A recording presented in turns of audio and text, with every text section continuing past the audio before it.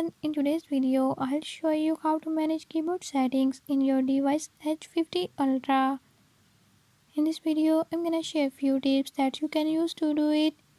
If you found these tips helpful, press the subscribe button and turn on notifications. Make sure to watch complete video and learn how you can do it. Let's watch the video.